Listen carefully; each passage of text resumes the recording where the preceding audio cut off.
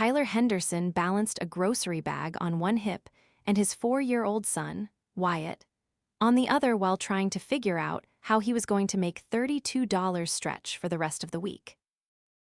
"Daddy, my tummy's making noises," Wyatt whispered, resting his cheek on Tyler's shoulder. "I know, bud. We're gonna fix that soon," Tyler said, his voice calm, though his chest felt tight. The line at the checkout crawled, and Tyler fished for his wallet with his free hand. The moment he pulled it out, it slipped and hit the floor, coins scattering everywhere. "Great," he muttered, crouching to gather the loose change, careful with Wyatt's weight on his arm. "Excuse me." Tyler looked up and saw her white blouse tucked into high-waisted jeans, dark sunglasses pushed into shiny chestnut hair, and a soft, almost unsure smile on her face. "My phone just died. I need to call my driver. Can I borrow yours for a second?" she asked. He hesitated, not out of suspicion, but because his phone was ancient, the screen cracked with a battery that died if you breathed near it. But she looked desperate and kind. "Yeah, sure," he said, sliding it from his pocket and handing it to her. "Thank you," she sighed in relief, stepping to the side and punching in a number. Wyatt blinked up at her. "You smell like flowers." She laughed, crouching down slightly. "That's the nicest thing anyone said to me today." Tyler chuckled, shaking his head. "Kids got no filter." When she handed the phone back, her gaze lingered on Tyler's warm brown eyes that looked exhausted but gentle. "I'm Lila. Thank you for saving me back there." Tyler, "No problem. Glad it worked." He moved forward in line, and Lila stepped aside, but her eyes didn't leave him for a second.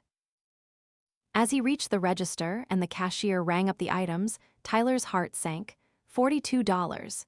He was 10 short. "Hey, can you take off the cereal and the bananas?" he said quietly. Wyatt tugged his shirt. "But you said we could get bananas." "I know, buddy. Next time." "I've got it."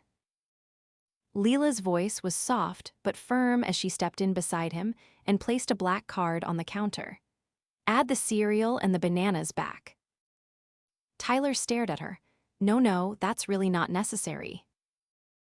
"I insist.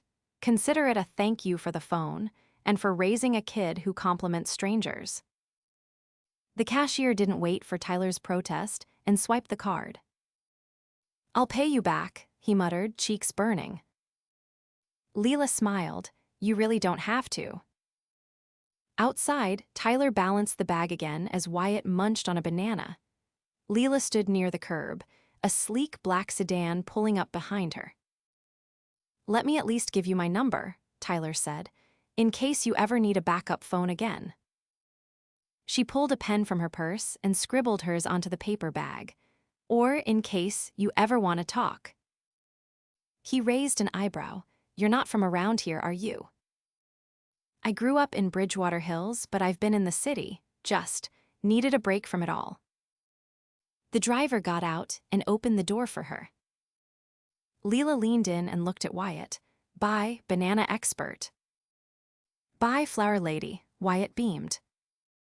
She looked at Tyler one more time, eyes soft. "Call me." Then she was gone. Tyler didn't call, not for 2 weeks. He wanted to, but something about her didn't feel real. She had this glow, like she belonged in a world with champagne towers and rooftop parties, not in his. But she had left her number for a reason. And when Wyatt came down with a cold and couldn't sleep, Tyler found himself dialing her number at 1 in the morning, not even sure why. "Hello," she answered, groggy.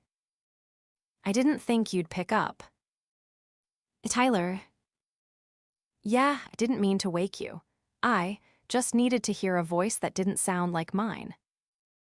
There was a pause. "I'm glad you called." That night, they talked for over an hour, about nothing and everything, about Wyatt, about how hard it was being both mother and father, about dreams that got left behind. and she told him about her job in investments, how she was trying to do something that mattered. They kept talking every night. 3 weeks later, she showed up at his apartment unannounced, holding a steaming bag of takeout and a warm smile. "I brought dinner, and I want to meet Wyatt again properly." Wyatt was thrilled. Lila played trains with him on the floor while Tyler reheated the food. She didn't flinch at the peeling wallpaper. She didn't comment on the fact that he didn't own a dining table. She just sat on the couch, cross-legged with a plate in her lap. "I like it here," she said. "It feels real." Tyler looked at her, really looked at her. "Why are you here, Lila?" Her eyes didn't waver. "Because can't stop thinking about you, and I don't care what your apartment looks like." He didn't say anything. He didn't know how to. "I know this is fast," she said, "and crazy, but I wanted to see if maybe we could try something." "I don't have much to offer," he said quietly. "You offered me your phone when you didn't know me. You offered me kindness. That's more than most people." She reached for his hand. "I'm not scared of your world, Tyler. Are you scared of mine?" He looked down at their hands, then at Wyatt fast asleep on the couch beside them, then back at her. "No," he said, "I just don't know if I belong in it." "Then let me show you you do." The next weekend, she took them out to a park across town. A place Tyler had never even heard of. There were boats on a lake, a string quartet playing on a small outdoor stage, and food trucks with menus that didn't have prices. Lila bought Wyatt a balloon, and Tyler a coffee that tasted like it had been brewed by angels. "Do you like it?" she asked. "I feel like I'm in a movie," he said. "Good, because this is only the beginning." He laughed, but something in his chest shifted. Maybe it really was. Tyler stood just inside the doorway of the bookstore, shifting Wyatt from one hip to the other as the boy reached for a spinning rack of tiny plush animals. Lila was crouched beside a low shelf, flipping through a hardcover with a painted skyline on the front. She wore a slate blue wrap coat that looked like it belonged in a boutique window, but she moved through the store with the ease of someone who'd spent her childhood browsing used paperbacks. "You think this place sells anything for under $20? Tyler asked, glancing at the price tag on a nearby journal. Lila didn't look up. "Probably not, but I'm not here for bargains. I wanted to see what kind of books you'd pick out." Tyler raised an eyebrow. "You dragged me to a place that sells $8 greeting cards just to judge my taste in literature." She closed the book and stood. "I didn't drag you. Offered to watch Wyatt so you could browse. You're the one who followed me around like you were casing the place." Wyatt tugged Tyler's sleeve. "Can I get this one?" Tyler looked down at the plush animal in his son's hand. It was a tiny fox with a bow tie. He started to say no, but Lila was already at the register, holding out her credit card. "I told you I'd get him something." Tyler exhaled. "You're going to spoil him." She turned, her voice light but precise. "He deserves to be spoiled. He's 4. That's literally his job." Back on the sidewalk, the wind picked up, and Tyler adjusted Wyatt's jacket zipper as they walked. Lila paused beside a glossy black SUV, but didn't open the door. "I have a dinner tonight. Work thing," she said, glancing at him, "but I don't want this to end here." Tyler stood still for a beat, then looked around. The street was bustling, but in that moment it felt like it had quieted for them. "What does that mean exactly?" he asked. She leaned against the car. "It means I want you to come with me." "To a corporate dinner." "To a fundraiser at the Langham Hotel. It'll be full of donors and executives and people who think they are more interesting than they are. You'd hate it," she smiled. "That's why I want you there." Tyler looked down at his jeans, then at Wyatt, who was now talking to the fox plush like it was alive. "I don't exactly own anything that fits in at a place like that." "I'll take care of it." He shook his head. I don't want you buying me clothes, Lila. I'm not offering, I'm insisting. He didn't answer right away. Then, I'd need someone to watch Wyatt. I already called my friend Hannah. She runs an early childhood center. She's certified, background checked, and she said she'd love to help. Wyatt can hang out with her and the other kids for the evening. Tyler stared at her. You planned all that before asking me. I had a feeling you'd say yes, if I solved the practical problems first. He laughed, but it wasn't mocking, it was surprised. You really don't take no for an answer. Only when I know I'm right. That night, a car arrived outside Tyler's apartment at 6 sharp. He stepped out in a charcoal suit that fit better than anything he'd ever worn. Lila had sent it earlier that afternoon with a handwritten note. You belong in this, even if you don't believe it yet. The ride to the Langham was quiet, but not awkward. Tyler stared out the window, watching the city blur by. You nervous? She asked, adjusting an earring. Out of my mind. You'll be fine, just don't let Harold Nichols corner you. He'll try to pitch you a hedge fund that barely exists. Tyler gave her a sidelong glance. You really think I'm going to be able to hold a conversation with a room full of millionaires? Billionaires, she corrected softly, and yes, I do. The ballroom was gold-trimmed and glowing with candlelight. Waiters in white jackets floated between tables, and a string quartet played something that sounded like it should have belonged in a film. Tyler kept his hands in his pockets as they walked in, trying not to gawk at the floral installations or the ice sculpture shaped like a swan. Lila leaned in, you're clenching your jaw. Trying not to look like I belong in the kitchen. She took his hand. You look like you walked out of a fashion editorial, and I'm not the only one noticing. He followed her gaze and saw a few heads turning, not at him, at them, as a pair. At the table, they were seated next to a man with silver hair and a woman in a floor-length gown that looked like it cost more than Tyler's rent for a year. So, the man said, offering a hand, are you in real estate?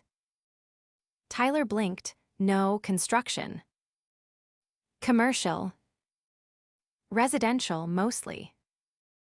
The man nodded once, then turned away, clearly uninterested. Tyler glanced at Lila, who was watching the exchange with a slight tilt of her head. You see, he murmured, this isn't my world.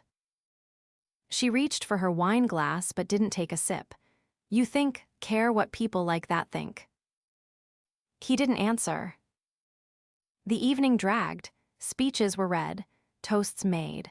Lila stepped away twice to speak to people in tailored suits and diamond collars. Tyler stood near the bar, nursing a drink he didn't want and wondering if he really did belong here, even with her beside him. Then he heard her voice. I don't care how it looks, Marcus. Told you I'm not interested in rebranding the campaign just to make it more palatable to investors who can't handle honesty. She was around the corner, speaking to a man in a tuxedo with a glass of whiskey in his hand and a bored expression. You're letting your emotions get in the way of strategy, the man said. Lila's voice sharpened. I'm letting my integrity get in the way of selling out. Tyler didn't mean to eavesdrop, but he couldn't move. The man shrugged. Fine, burn bridges, just don't expect anyone to follow you when you do. Lila didn't flinch. I don't need anyone to follow me. I just need to be able to sleep at night. She turned and spotted Tyler. Her expression softened immediately. Everything okay? He asked. She nodded, just putting out fires. They stepped outside a few minutes later, the night air cool against their faces. The driver was still parked at the curb. Tyler looked at her, really looked. You stood up to him, in front of everyone. He works for my father. He's used to getting his way. You didn't even blink. I've had practice. They stood in silence for a moment. I didn't know you were connected to all this, he said finally, gesturing toward the Grand Hotel. I mean, I knew you were successful, but this is something else. She looked up at the building, then back at him. It doesn't mean anything, not if I can't share it with someone who sees me for me. He wanted to say something, but the words got stuck somewhere between his ribs. So she stepped closer and kissed him. It wasn't rushed, it wasn't for show. It was soft and certain and very, very real. When they pulled apart, Lila's voice was barely above a whisper. Tell me this scares you. Tell me you don't feel it too. Tyler didn't answer. He just kissed her again. Because the truth was, he felt it more than he'd felt anything in years. Tyler adjusted the strap of Wyatt's backpack as they waited on the sidewalk the next morning. The autumn air was brisk, and leaves scuttled across the pavement in little gusts. Wyatt was chasing his own breath in the cold, giggling as it puffed out like smoke. A sleek silver sedan slowed at the curb.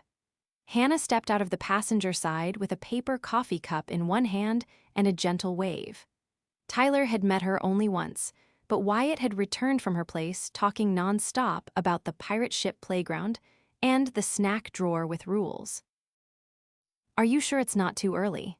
Tyler asked as she crouched to greet Wyatt. He'll be fine, we're making paper lanterns today. She straightened, eyes warm. You're meeting Lila at her office, right? Tyler nodded, suddenly aware of the new navy jacket he wore. Lila had sent it over that morning with a note tucked in the pocket. No one's watching you as closely as you think. Walk in like you own the place. He didn't feel like he owned anything, but he was trying for her. The office building downtown was taller than anything Tyler had ever walked into without a tool belt. The lobby glowed with brass accents and a marble reception desk that looked like it belonged in a museum. He gave his name and was directed to the 39th floor. When the elevator doors opened, he stepped into a space that felt more like a gallery than a workspace. Abstract art lined the walls, and the glass conference rooms buzzed with quiet energy. He spotted Lila through a pane of glass hair pulled back, blazer sharp, pacing with a tablet in one hand and intensity in her eyes. She turned, caught sight of him, and her entire expression shifted. It was subtle but unmistakable. Her shoulders relaxed, her mouth softened. She stepped out of the room and made her way toward him. You came, she said, voice low but pleased. I said I would. I know, just wasn't sure you'd actually walk in. You really think I'd bail on a woman after she buys my kid a plush fox and sends me a jacket tailored better than my own skin? Lila exhaled a half laugh, then gestured toward a door down the hall. I want to show you something. The room she led him into was smaller, quieter. A single wall of windows looked out over the skyline. On the table was a set of blueprints, spread open and weighed down by two crystal paperweights. Tyler leaned over them, his brow furrowed. This is a rec center. Community hub, she corrected. 3 stories. Childcare, after-school programs, job training, mental health resources. We've already secured the land. We're just finalizing the plans. He looked up. Why are you showing me this? Because I want you involved. He blinked. Excuse me. I've seen your work, Tyler. I looked you up. You built that housing rehab project off Fulton. You know how to stretch a dollar without sacrificing structure. We need that here. I'm not licensed for commercial development. I don't have a firm. I don't. I'm not asking you to lead the entire thing. I'm asking you to consult, be part of the planning. Help us make it something that actually works for the people who will use it. He stared at her. This is real. As real as it gets. Tyler stepped back from the table. Why me? Because you understand both sides. You know what it's like to need spaces like this, and you know how to build them. That kind of perspective doesn't come from a degree or a resume. He was quiet for a long moment. Then I'd have to make time around work. We'll make it work. He looked out the window. You're serious? I wouldn't have brought you here if I wasn't. Tyler turned back to her. Okay, I'm in. Lila's smile was small, but it reached her eyes. Good. Later that week, Tyler found himself walking into rooms he'd never imagined entering. He sat in meetings with architects and planners, offering insights that were simple to him, but apparently revolutionary to everyone else. When he spoke, people listened. Not because he used big words, but because he knew what happened when a design forgot about the people who lived inside it. He'd never felt more out of place, or more useful. One night, after a long session reviewing materials, Lila drove them to a rooftop garden above a historic warehouse she'd helped convert into a nonprofit co-op. String lights crisscrossed overhead, and the city glimmered below like a spilled jewelry box. They leaned against the railing, passing a thermos of coffee between them. You know, Lila said, I don't think ever asked what made you get into construction. My dad, Tyler said, eyes on the skyline. He was a contractor, not a great one, but he loved it. I started helping him when I was 14, framing, drywall, whatever he needed. What happened to him? Heart attack 2 years ago. He was on a ladder when it hit, fell straight through a half-finished deck. Lila's hand found his. I'm sorry. Tyler nodded, his jaw tight. He wasn't perfect, but he taught me what hard work looked like and how to keep showing up even when everything feels impossible. They stood in silence for a while. Then she asked, Do you ever wish your life had gone differently? He considered it. I used to, when Wyatt was born and things got really hard. I'd lie awake at night wondering how I'd ended up so far behind. And now. He looked at her. Now, I think maybe this was the long way to exactly where I'm supposed to be. Lila turned toward him, and her voice was quieter than before. You know, I wasn't supposed to meet you that day.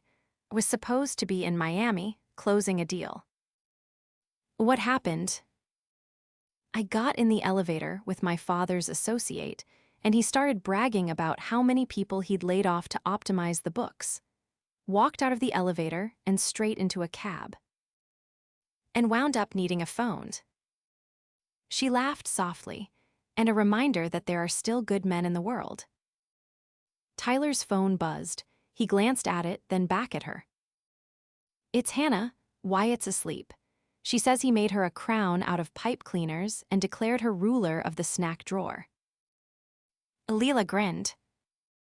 I think he's falling for you faster than I am. She stepped closer, her breath warm in the cool air. Then I better catch up. Tyler didn't hesitate this time. He pulled her in and kissed her, deep and certain, the city twinkling around them. Neither of them said anything after that. They didn't have to. The sun spilled through the windows of the nearly completed community hub, casting long golden lines across the polished concrete floors. Tyler stood near the main entrance, holding a clipboard and scanning the final checklist. The smell of fresh paint lingered in the air, and outside, volunteers were stringing up colorful banners for the grand opening scheduled for the next day. You're early, Lila's voice called from behind him.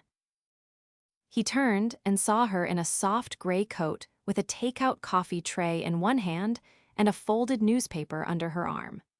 Her hair was swept back in a loose braid, and the hint of fatigue beneath her eyes did little to dim the brilliance of her expression.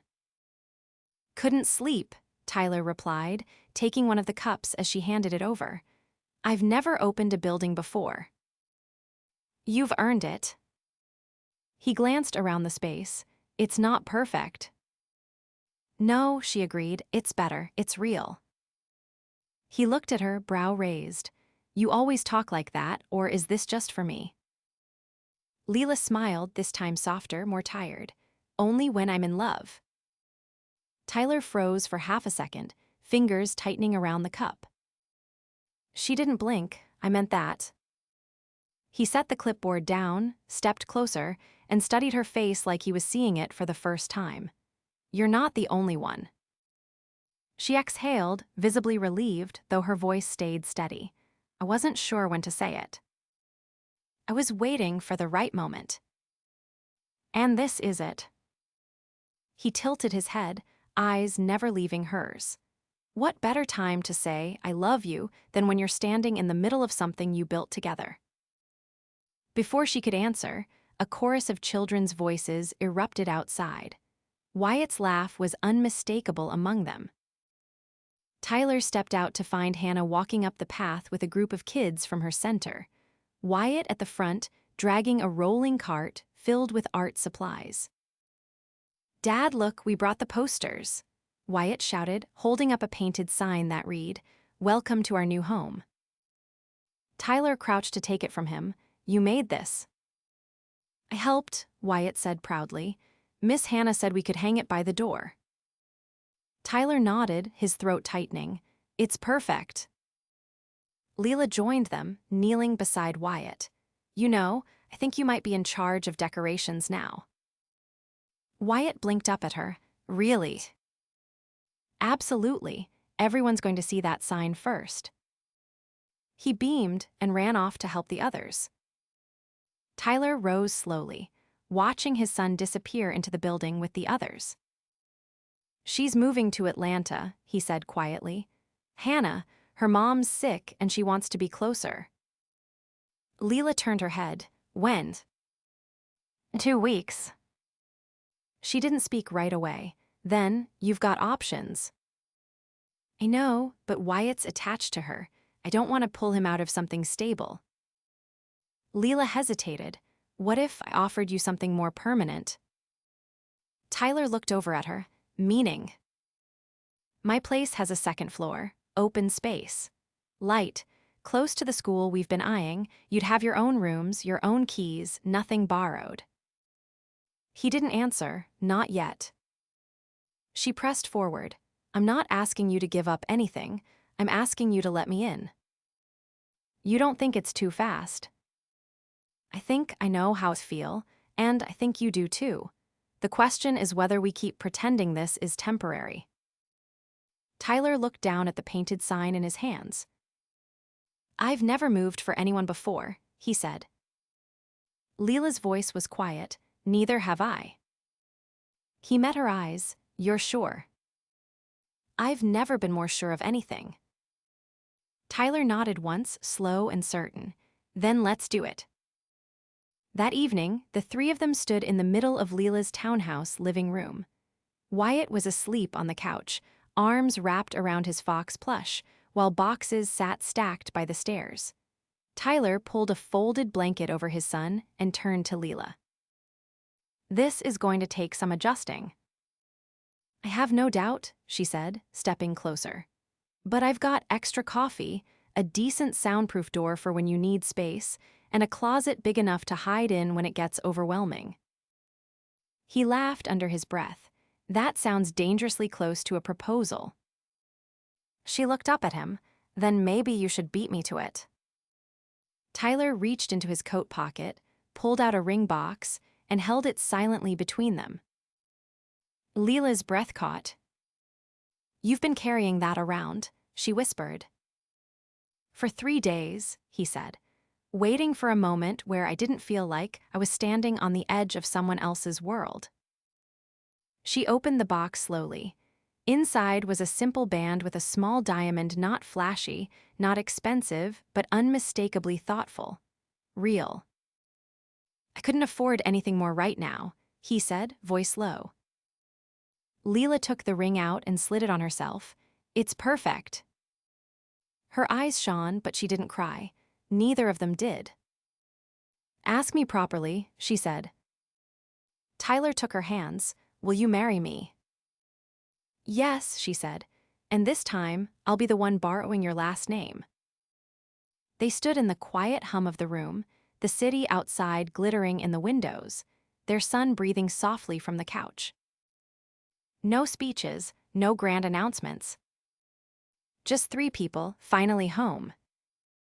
The scent of cinnamon and warm pastry filled the air as Tyler opened the oven door, pulling out a tray of slightly lopsided but golden muffins.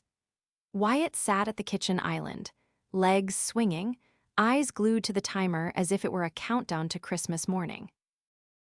"Are they done?" he asked, nose wrinkling with excitement. "They're done," Tyler said, setting them carefully on the cooling rack. "But they need to cool or you'll burn your tongue again." "I didn't burn it last time," Wyatt protested. "You cried for 15 minutes and made me feed you ice cubes." "I was being dramatic," he said with an exaggerated shrug, then turned to Lila, who entered the kitchen wearing a thick sweater and holding a stack of mail. "Daddy said we can't have muffins for breakfast every day." "That's because your father is secretly boring," she said, leaning down to kiss Tyler's cheek. "But he's also right." Tyler raised an eyebrow. "You siding with me this early in the morning?" "Don't get used to it," she said, flipping through the envelopes. "We got something from the city council." He wiped his hands on a towel and took the letter she held out. As he read, his brows lifted slightly. "They approved the zoning variance," he said. "The expansion for the upstairs resource center is greenlit." Lila beamed. "That means we can move forward before the end of the year." "It also means we're going to need someone to coordinate with the contractor team again. You know, anyone who's stubborn enough to argue with engineers and charming enough to get them to listen."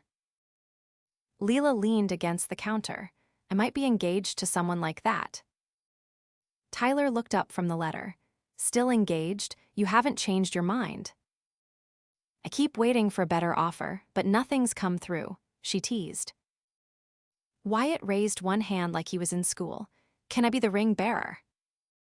"You already have the job," Tyler said. "And I want to wear a cape."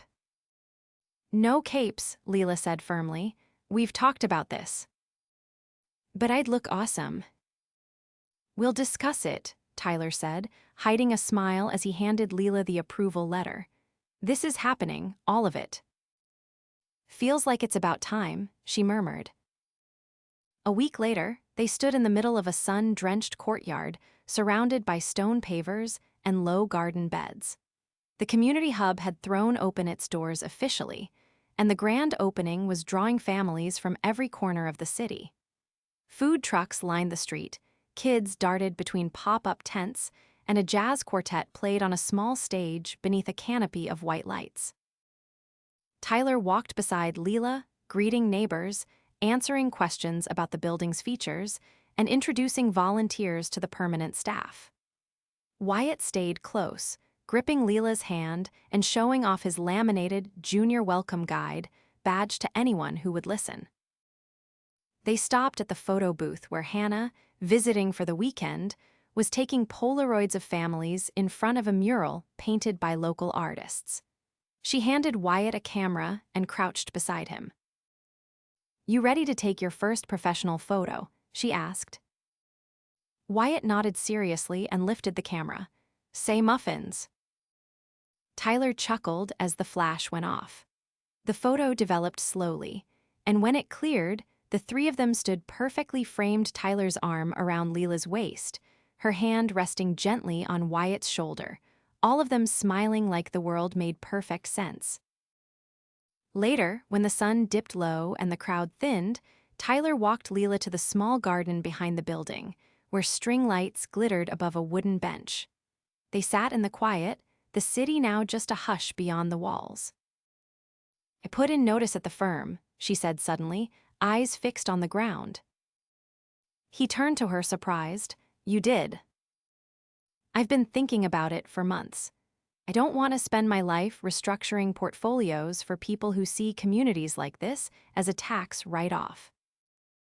"What do you want to do?" "Start something new, a foundation, one that partners with neighborhoods, not just writes checks. I want to build things that last."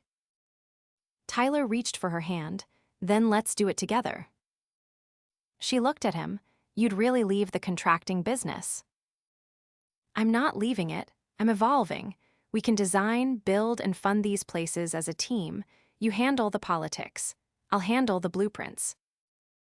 And Wyatt can handle the muffins. I'm not sure he's ready for that responsibility.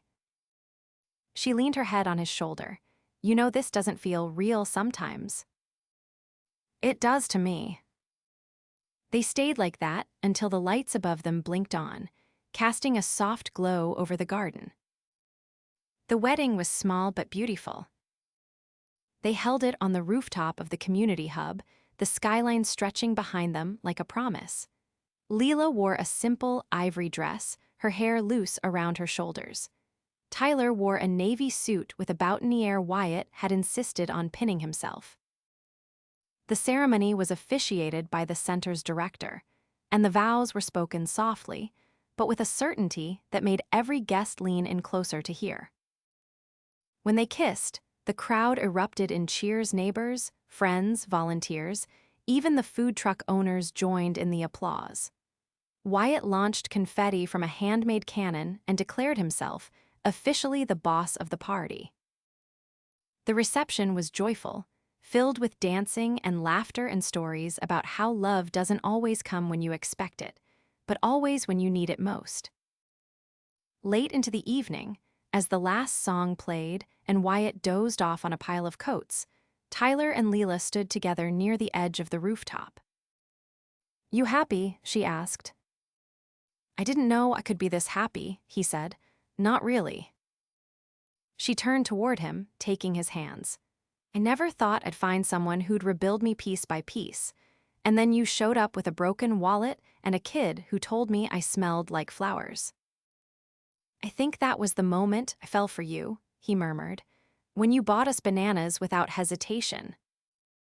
You didn't fall for me when I wore heels to a construction site. That was the moment I knew I had no chance of keeping up with you." She kissed him, slow and sure, as the city lights shimmered around them. In the months that followed, their foundation launched its first official project, a mentorship and apprenticeship initiative that paired skilled tradespeople with at-risk youth. Tyler taught the first carpentry course himself.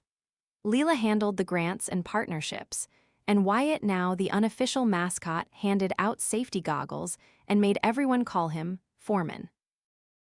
They built more than buildings. They built a life. A real one.